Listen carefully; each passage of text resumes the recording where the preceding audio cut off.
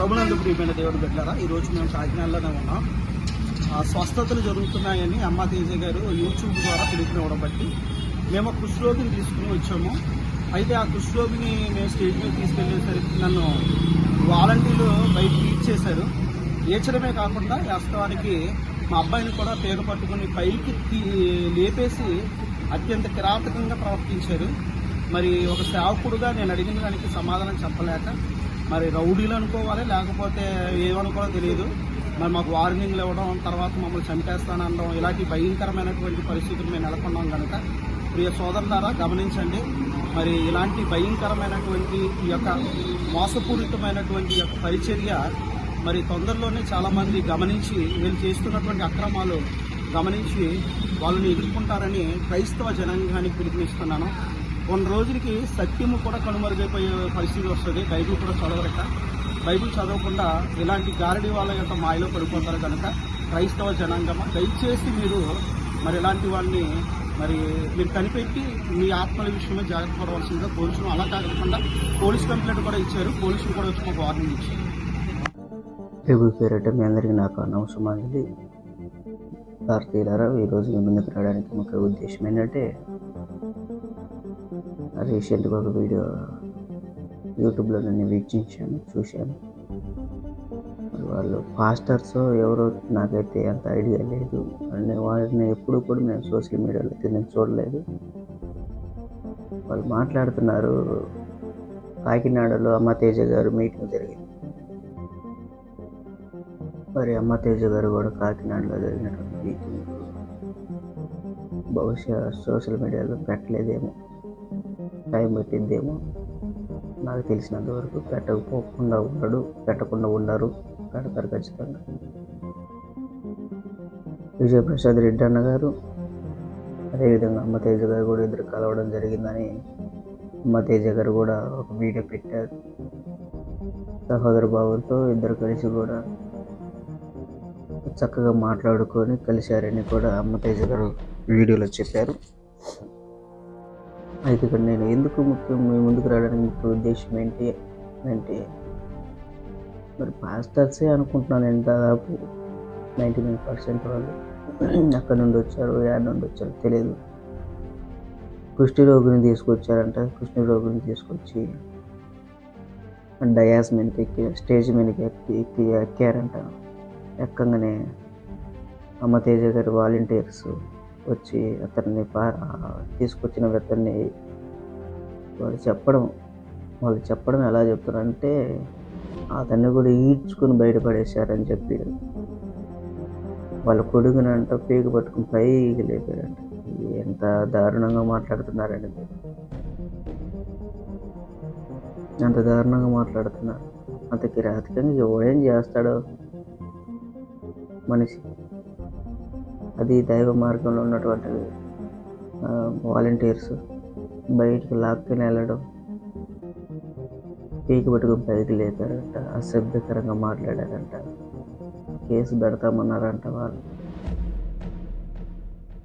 స్వస్థతలు జరుగుతున్నాయిరా నాయన, జరుగుతాయి, రండి రండి రండి వాళ్ళు వచ్చిన వాళ్ళని ఎందుకు పోమంటండి? స్వస్థతలు జరుగుతున్నాయి, దేవుడు మహిమకరంగా జరిగిస్తున్నాడు, అద్భుతాలు జరుగుతున్నాయి, దేవుడు మరి స్వస్థపరుస్తాడు అని బహిరంగంగా రామని అతనికి అమ్మ తేజన్న గారు పిలుస్తుంటే, మీరు ఏదో తీసుకొచ్చి మమ్మల్ని బాగా చేయలేదు, మమ్మల్ని తరిమి కొట్టారు, విసులు కొట్టారు, పైకి లేపారంటే అంతవరకు సమంజసం ఎందుకు చేస్తారు? మీరు ఒక ఎదిగేటువంటి మొక్కను కాళ్ళతో ఎలా తొక్కిపోతుంటాయి జంతువులు మాదిరిగా ఉండారండి మీరు. దేవుడి సేవలో దేవుడిని మహిమకరంగా జరిగిస్తున్న సేవను మీరు ఏ తప్పుదారికి మళ్ళించాలని చూస్తున్నారో నాకైతే అర్థం కావట్లేదు. అరే ఎందుకు మీరు అలా చేస్తున్నారు? పాస్టర్స్ మీరు చేసుకుంటే హిందువులకి ఏమవుతుంది నాయన? అంత నీచంగా తయారయ్యారు మీరు, ఎంత నీచంగా తయారయ్యారు. ఏమి మీకు మీ పరిచర్యలు మీరు చేసుకోలేరా? నిన్నటి రోజు నేను ఒక వీడియో చేశాను అన్యజనులు అనుకునే విధానం బట్టి. ఒకళ్ళ నుంచి ఒకళ్ళు అతడు మీకు దండెత్తిపోతున్నట్టు అమ్మతేజ అన్న మీదకి వెళ్తుంటే అతడు ఒక మాట కూడా అనకుండా దేవుడు మహిమ కలుగునుగాక, దేవుడికి మహిమ కలుగునుగాక మాట్లాడే వ్యక్తి దగ్గరికి వెళ్ళి అతన్ని హేళన చేస్తూ మాట్లాడుతూ అతన్ని అవమానించాలి అనేటువంటి ఉద్దేశంతో వచ్చి అవమానించేది ఏ విధంగా అవమానించాలో కూడా మీకు ఇంకిత జ్ఞానం కూడా లేకుండా పీక పట్టుకుని లేపాడు, ఈడ్చి బయటేశారు, ఇలాంటి మాటలు చెప్పారు. వీళ్ళని ఎక్కడున్నా కూడా అమ్మ తేజ గారు మీకు చెప్తున్నానన్నా, వీరు మీ దగ్గరికి వచ్చారంటే కాకినాడలో మీటింగ్ జరిగింది కదా, వీరిని ఎక్కడున్నా కూడా తీసుకుని డయాస్ మీదకి ఎక్కించి లైవ్ ప్రోగ్రామ్ కూడా పెట్టండి అన్న.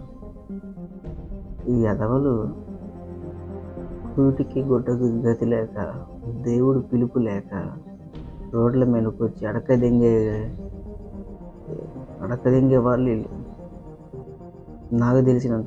నాకు తెలిసి పాస్టర్సే అనుకుంటున్నా, ఏడో మారుమూల గ్రామాలలో ఉన్నటువంటి పాస్టర్సే. వీళ్ళని పాస్టర్స్ అంటానికి కూడా వీళ్ళకంత లేదండి. ఎందుకంటే వాళ్ళు కూటి గుడ్డ కోసం వచ్చి అడకదింగేటటువంటి కుక్కలవి, ఎదిగేటువంటి సేవకుల్ని అనగదొక్కేటటువంటి కుక్కలవి.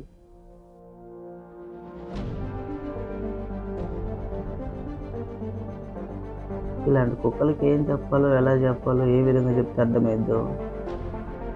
అరే దేవుని మహిమపరచండ్రా నాయన, దేవుని యొక్క మార్గాల్లో నడిపించండ్రా, దేవుని యొక్క సత్యాన్ని బోధించండ్రా, మతం మార్చేది కదరా, మార్గం మార్చండ్రా అని కొట్టుకొని అల్లాడి చెప్తుంటే మతాలు మార్చేది పక్కన పెట్టుకోని, మార్గాన్ని మార్చేది పక్కన పెట్టుకొని, దేవుని గణపరిచేటువంటి విషయాన్ని పక్కన పెట్టుకొని మీరు కొట్టుకొని మీరు చావడం ఎంతవరకు సమంజసమండి?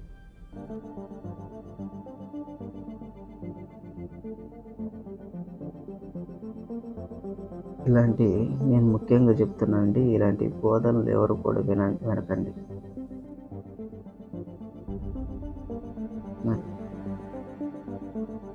వీరు ఏ విధంగా ఒక సేవకుని అనగదొక్కాలంటే, వారికి ఇష్టానుసారంగా ఒక ఇల్లు కట్టాలంటే చాలా కష్టంగా కడతారు. అదే దాన్ని కూల్చాలంటే చాలా సులభంగా కూలుస్తారు. అలానే ఉంది ఈ పరిస్థితి కూడా. అతను అతి తక్కువ సమయంలో దేవుణ్ణి బలపరిచి, దేవుని నామాన్ని బలపరిచి, దేవుణ్ణి మహిమకరంగా ఆరాధించేటువంటి స్థాయికి ఎదిగాడు. వేలాది మందిని మార్చేటువంటి స్థితికి అమ్మ తేజ గారు వెళ్ళారు. అట్లాంటి వ్యక్తిని, దేవుడికి మహిమకరంగా ఉన్న వ్యక్తిని మీరెలా కింద దించుదాం, నేలమట్టం చేద్దాం అనుకుంటున్నారు?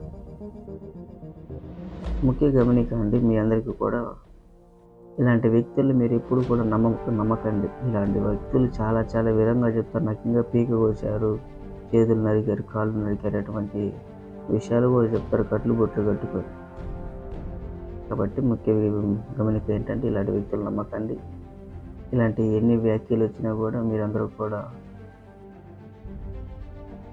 అమ్మ తేజ గారికి సపోర్ట్ చేస్తూ అతన్ని ఆదరించాలని మనస్ఫూర్తిగా మీ అందరికీ కోరుకుంటున్నాను.